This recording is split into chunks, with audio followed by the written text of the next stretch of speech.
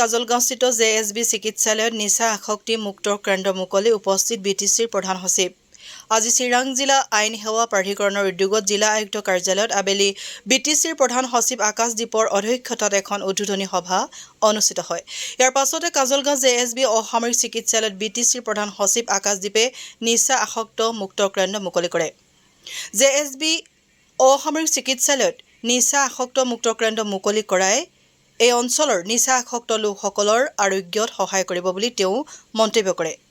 এই সুবিধাটোৱে বিভিন্ন প্ৰকাৰৰ আসক্তি যেনে ধপাত, ড্ৰাগছ আৰু সুৰাৰ সংস্পৰ্শলৈ অহা ৰোগীসকলৰ চিকিৎসা কৰিব।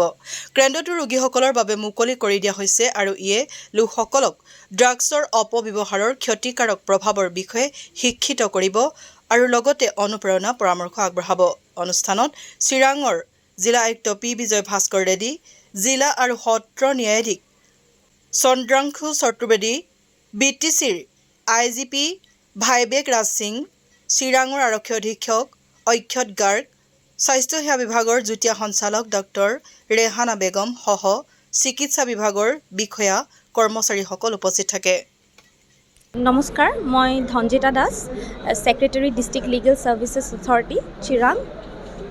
আজি ডিষ্ট্ৰিক্ট হেল্থ ছ'চাইটিৰ চিৰাঙৰ সহযোগিতাত আমাৰ জেএছবি চিভিল হস্পিটেলত এটা ড্ৰাগ ডি এডিকশ্যন চেণ্টাৰ মুকলি কৰা হৈছে।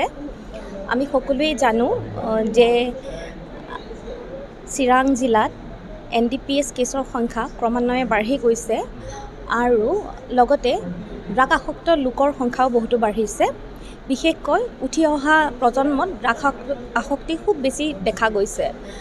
তো আশা কৰিছোঁ এই ড্ৰাগ ডি এডিকশ্যন চেণ্টাৰটোৰ জৰিয়তে তেওঁলোকে প্ৰাথমিক চিকিৎসাখিনি পাব আৰু ভৱিষ্যতে এই ড্ৰাগ ডি এডিকশ্যন চেণ্টাৰটোৰ জৰিয়তে যিসকল ড্ৰাগ আসক্ত ব্যক্তি তেওঁলোকে ড্ৰাগ মুক্তি ফালে আগুৱাই যাব পাৰিব।